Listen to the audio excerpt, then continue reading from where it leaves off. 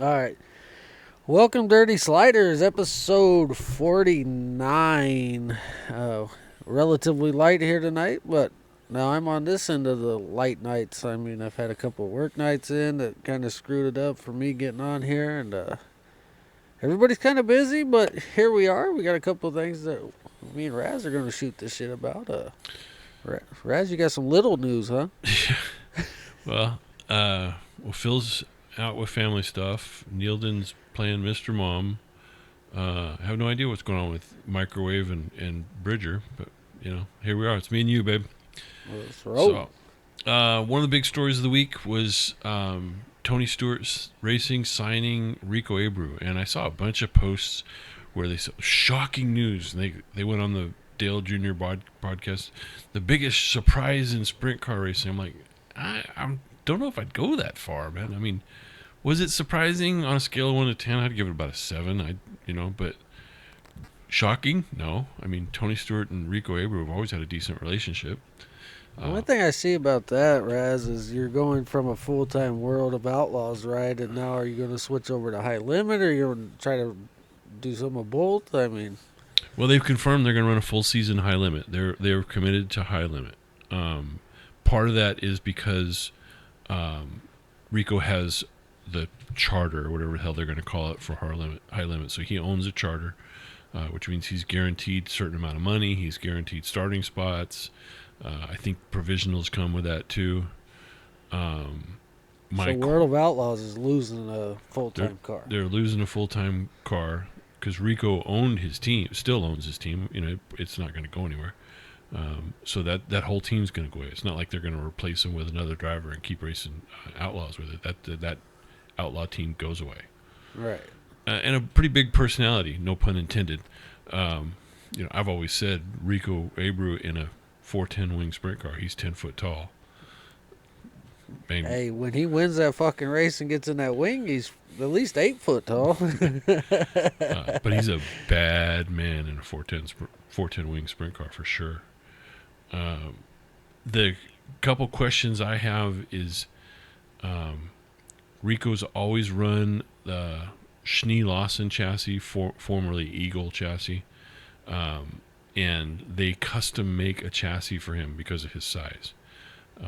They make an A-frame that's like 6 inches farther forward, and TSR has traditionally run Maxim chassis. So I don't know, what chassis they're going to run. They haven't made any kind of announcement or anything. But I tend to think it's probably going to stick with the Schnee Lawson. That guy's been around a very long time. He's built a ton of chassis, and like I said, I think the fact that they are willing to custom make a chassis for Rico, I think Rico's going to probably have a loyalty to that chassis manufacturer.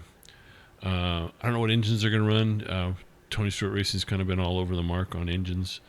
Obviously they went away from the Fords. I know they've run Shaver. I know they've run Kistler this year. I don't know who else, but they've been trying out some motor stuff. That was part of the issue with Schatz leaving, is they kept trying stuff, trying to get Donny Schatz the feel that he was looking for.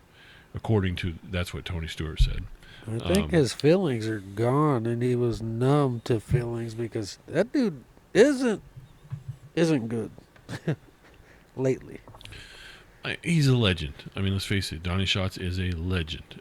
If he never won another race in a sprint car, he's a for sure Hall of Famer. Well, I'm not taking that away from the guy, but I mean, eventually you gotta know when it's time to hang up the old driving shoes and put the gloves away. Unless your name's Sammy Swindell, you just keep driving forever. But I mean, if you're not wadding shit up, I mean, I think you're right. There's an end to everybody's career, and I'm not saying that Donny Schatz is at the end of his career, but it's a valid question for sure. Is he losing that edge, and losing the feel for the race car? I know. You talk about like how the Cup cars changed, and it kind of moved away from what Kyle Busch was comfortable with and what Jimmy Johnson was comfortable with, and they're not used to those cars, and is shock technology and setup technology, is that moving away from what Donny Schatz feels comfortable with? They tried multiple crew chief combinations over there. Obviously, a couple different engine combinations. I don't think they tried different chassis. I think they stuck with Maxim, but they never did. They never did get Donny comfortable in the car over like the last 2 or 3 years. So,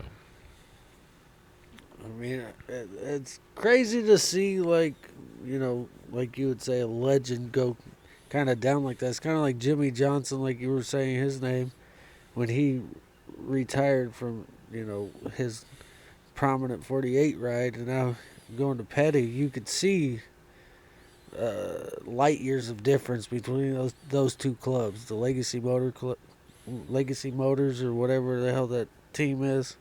You go from winning championships to, bro, you're hanging out back here with the motors that sound like they're about dead. well, and Jimmy has said it's the car. He does not get it. He does not have a good feel for this new car.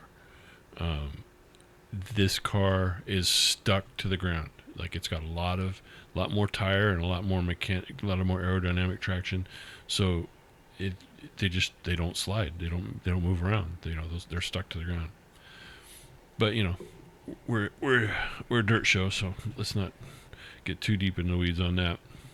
No, I was just throwing it out there because, like we said, Donny Schatz, I mean, won a lot of races, good dude. It just seems lately that's kind of the comparison for me. Two guys that were kind of on top of their game, and now they're kind of both, in a bad spot on the track. Yeah. And I hope the friendship between Tony Stewart and Donny Schatz endures this. I hope they can maintain a friendship. It seems a little bit strained right now as far as friendship, just based on what we're seeing in the public. Behind the scenes, it might be fine. I don't know. I just know what we're seeing. Well, yeah, I mean, it's always, when it comes down to it, you could be friends outside of business, but when it comes down to business, I mean, you shouldn't fault the guy for, trying to keep his company moving forward, his race team, staying in that light that he once was. Yeah, and we were talking about that a little bit before we hit the record button, you and I, is that I think Tony Stewart has to be very careful to stay on top of his game as a race team and as an owner.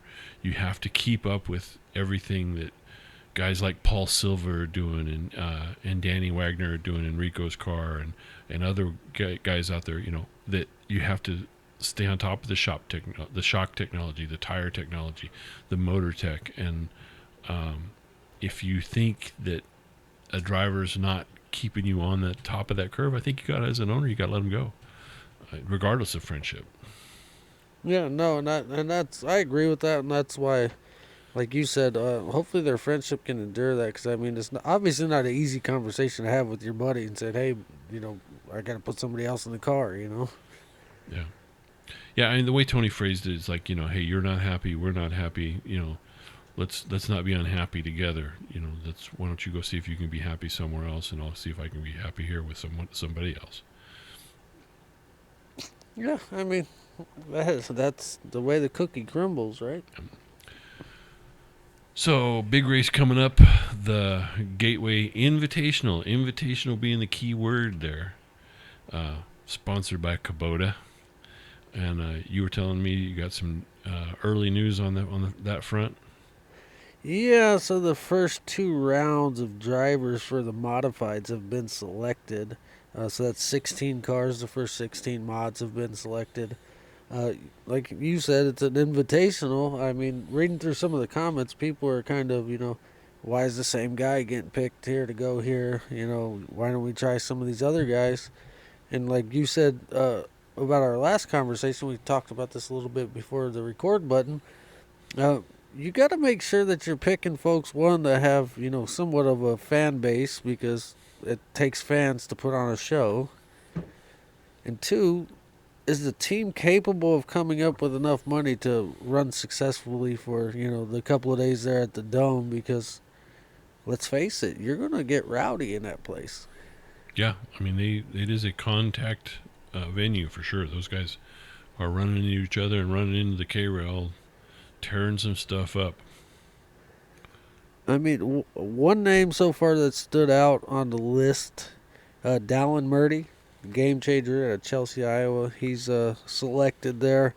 Um, he's kind of, I mean, the kid's on top of the world. He won that 100,000 to win stock car race.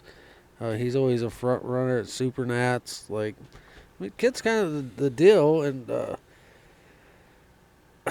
just seeing him on the list. I mean, obviously Tim Ward, big IMCA guys, but you also have. What's cool about this is taking different series drivers. Ray Bollinger, for example, he's selected. So you're taking top guys from a bunch of different series and going to throw them in the same arena with, light cars and see who comes out on top. Do they run the IMCA rules package for that race, or do you? I don't remember if it's IMCA or USRA type package. It's more of an open package. It's a bigger package than IMCA, I believe. I mean, the cars are obviously, they all look the same because they're modifieds, but Yeah, it comes down to tires and motors. yeah, and Ricky Thornton Jr., I mean, he's not selected yet, but I'm fairly confident that he's going to be on that list. Yeah, there's some names that we don't see yet that we're pretty sure going to be there. Yeah, and I mean, if you haven't seen that place, that's where the St. Louis Rams used to play football for the NFL, right there in downtown St. Louis. It's pretty dang cool, like, just to watch that thing. Small bull ring, late models, modifieds. Bring a bunch of right rear shit for you, because you're going to need it. Yeah, you might as well start with 3 or 4 right rear quarter panels and some wings. Yeah, at a minimum. But no, that race is coming up, so the first 2 rounds are out. First 16 cars, like I said. So they got a page you can watch on Facebook if you're interested in keeping up with that. But obviously, cool race. Kubota, like you said, one of the presenting sponsors of that, and goddamn, I guess they're selling tractors. Hey, be grateful for a corporate sponsor that's stepping in the dirt realm for sure. Oh, for sure, and hats off. I mean, Kubota, High Limit, Gateway Dirt Nationals, a couple teams, Dirt Tracker podcast. There's a bunch of stuff that Kubota's sponsoring, and it's they freaking cool. sponsor the Hunt the Front team pretty heavily. I forget who else's car they're on, but do they sponsor anybody in big time like NASCAR racing or anything like that? I don't think so, do they? I can't remember if they might have covered a couple races or something. You might see them, not a full-time prominent, full season guy in NASCAR, but you might see the 1 or 2 race off, packages. Yeah. Speaking of late models, and you think Mike Marlowe will make it to the dome? And if so, what's he going to be driving? I mean, the silly seasons get ready to start here pretty quick. A lot of people are talking about who's going to go in that ride. Is that team going to cease 2-car operation and go down to a 1-car operation? There's a lot going on there to start unpacking in the end of the season shenanigans is what we'll call that. Well, I know that he does have a family car that they run out of their garage that they will for sure be available. Obviously, I think he'd probably try to find something a little bit more elite than that for that race. But, if push comes to shove, hey, load her up, boys. Yeah, whatever. If we're getting selected, boys, we're putting something together. Yeah. We're either gonna win the show or we're gonna be the show. Yeah, he races a ton around here because obviously being out of Tennessee, he's close to Kentucky. You go down to Lake Cumberland and it's him racing, his dad racing, not late model. He races I think it's an IMCA hobby stock. and then his son races too. So you go there. It's a Marlar Fest down at Lake Cumberland. Hey, that's always cool, for a touring guy to come out of your local neck of the woods. Like, I mean, just to say, oh yeah, that dude, runs at our local track whenever he's in town. I mean, Yeah, I think he lives about 45 minutes from that track, so it's what he considers his home track. Uh, Super nice guy. Talked to him for a little bit when I went down there to visit with our buddy Chuck. Um, Silly season wise, you got Sheldon Haudenschild, who's out of the Marshall Stenhouse ride. They announced that. I don't know where Haudenschild will go. He's going to go somewhere. He's too talented a driver to not. And that's too good a ride, the Marshall Stenhouse ride, to not have somebody in it. So the question is who are they going to put in it? Obviously it's a smaller team, but they have top notch equipment. Mr. Marshall puts out a lot of money, and Stenhouse puts out a little bit of money and a lot of knowledge. and I mean with that, since that seat's open, obviously somebody's going to want to get in that seat. That's going to free up another seat. So that's going to be the musical chairs in the off season. Yeah, I mean there's some obvious good fits. Ryan Bernal would be a good fit in that seat. He's run with that group before when it was wood racing. That team kind of melded into Marshall Stenhouse Racing, or Stenhouse Marshall, I forget, however they call it. So he'd be a good one. Maybe Tanner Thorson. Who knows?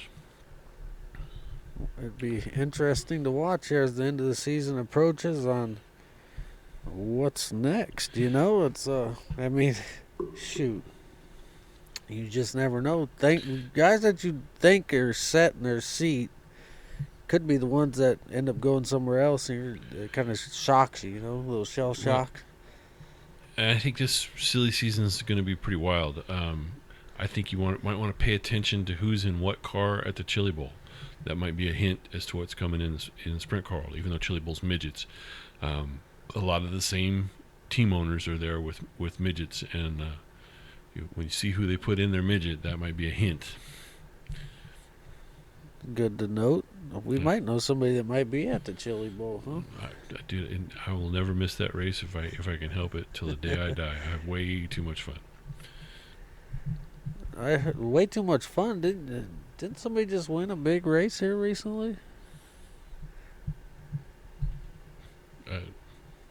Sprint car.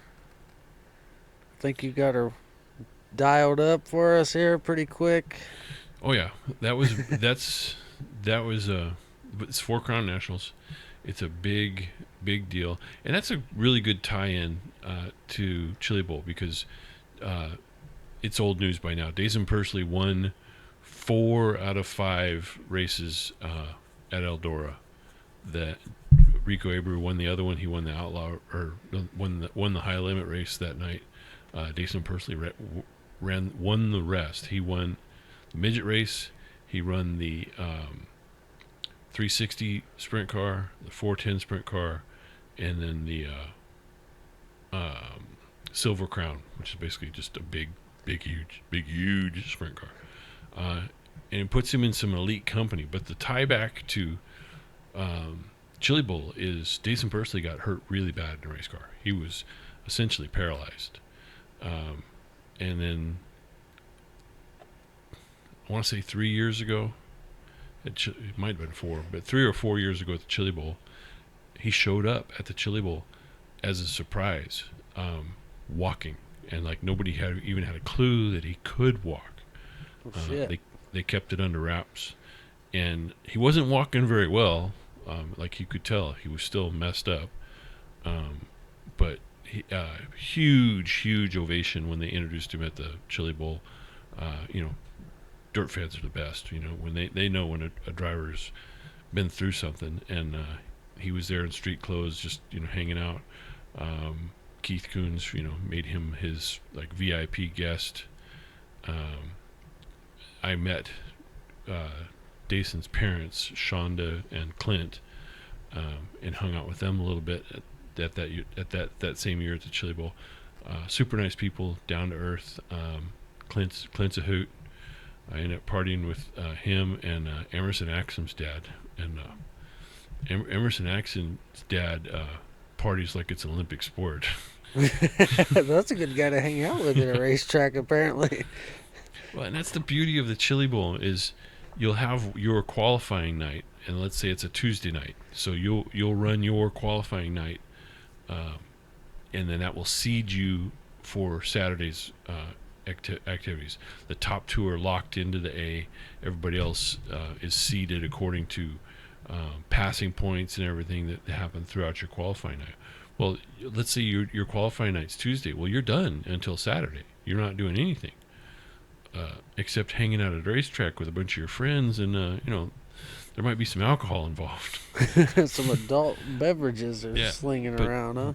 So, you don't have any real responsibilities. I mean, obviously some guys are helping out multiple teams and multiple drivers, but, your main responsibilities are done until Saturday. So, that's the beauty of Chili Bowl is you're just hanging out in the pits with a bunch of people who are thinking like you, acting like you, feeling like you, and it's a good time.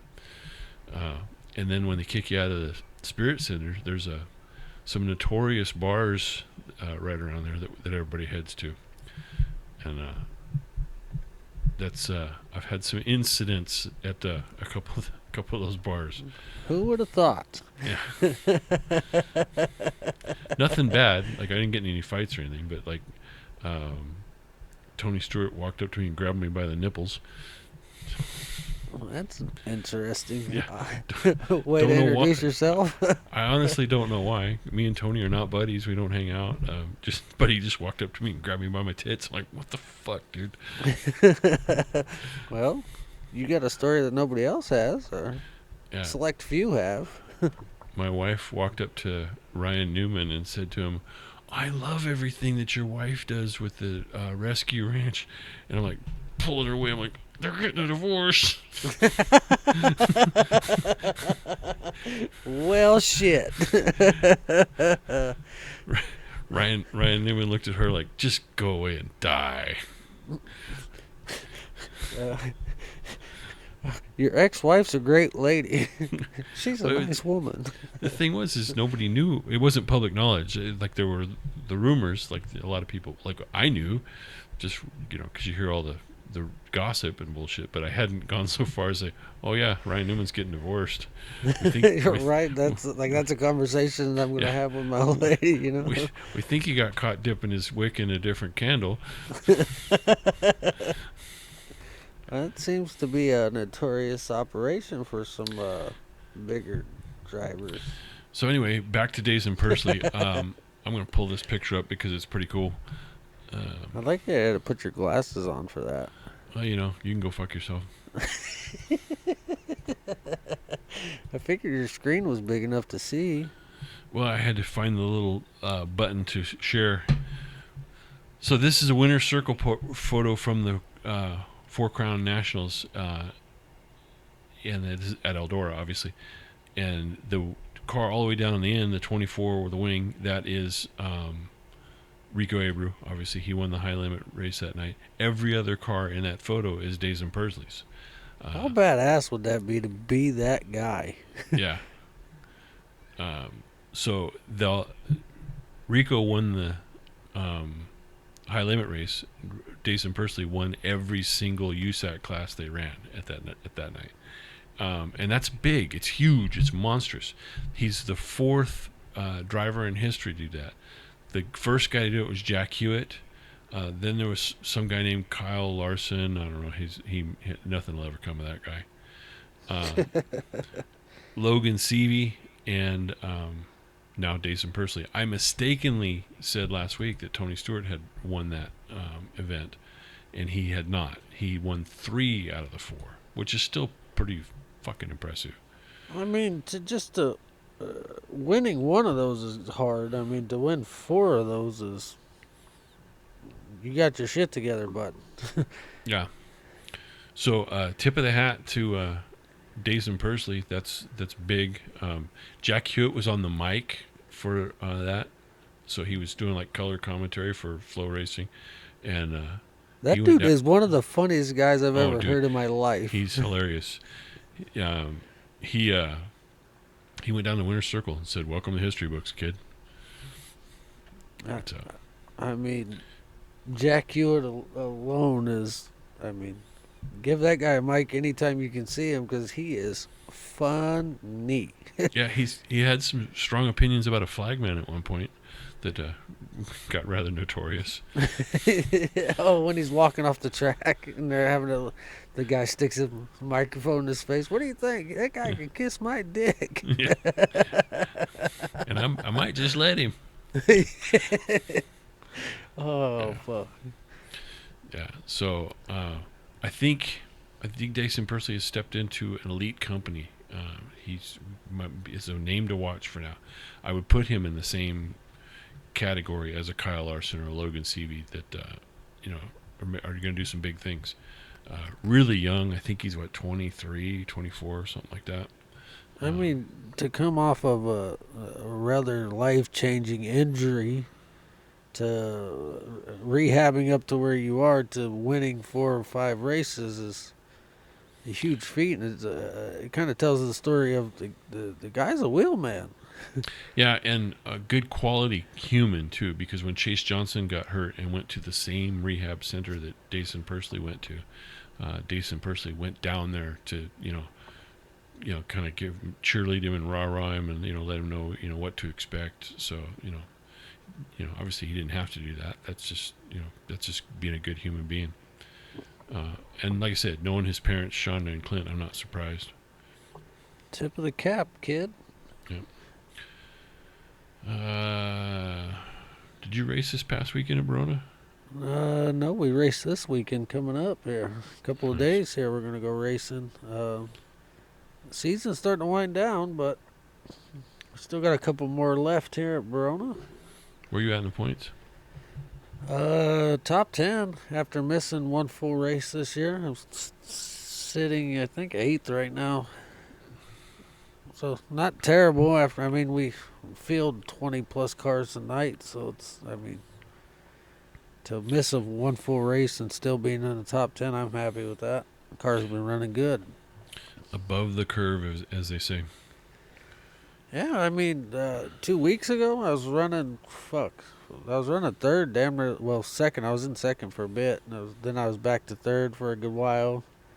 Some late race nonsense happened, and I finished 6th, I think. So, the car's been running damn good. JT's been crew chiefing pretty damn good this year, boys. Well, I think Razz, we're going to make a short one out of this one. What do you think? Yeah, that's what I was getting ready to say. Maybe we wind it down. The boys didn't show up, so we can kind of close shop early. Nobody's going to tell us we can't. Yeah, who needs those guys anyway, right? Hey, now. you and I are the real stars of this operation. Today. No, shit. We miss our buddies. Wish we had a full crew. It's always more fun with more people, but always good to talk to you, man. I'm glad you made it back up from all your work commitments. Yeah, man, it's good to be back. Like I said, it's different to be the guy that's available and everybody else isn't, because I'm usually the guy that's like, hey, bro, I'm, whatever's work called, or whatever the hell's the case. But yeah, it's good to be back. Always fun to, shoot the shit with you and the boys. Yeah, I'm going to take a stab at our socials and with light of Bridger not being here. We're Dirty Sliders on Facebook. Dirty dot sliders on Twitter /X, whatever the fuck you want to call it. Dirty _sliders on Instagram.